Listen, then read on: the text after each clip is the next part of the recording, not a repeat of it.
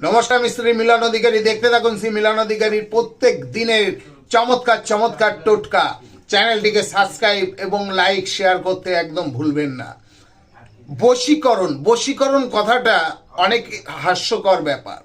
আপনি দোকান করছেন, আপনি কোনো অফিসে চাকরি করছেন, আপনার প্রমোশনের ব্যাপার আছে, আপনার দোকানে কাস্টমার আসবে, তার ব্যাপার আছে, এইগুলোকে বলা হয় বশীকরণ।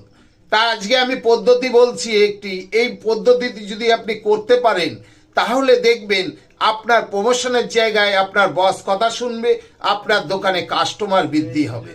আপনি শুক্রবারে একটি সাদা কাগজ নিন, সেই সাদা কাগজে আতর দিয়ে ঘষে ফেলুন, ঘষে আপনি ওর মধ্যে 5টা 222 লিখে দিন, লিখে আপনার কাছে রাখুন কিংবা পরের দিন জ্বালিয়ে দিন।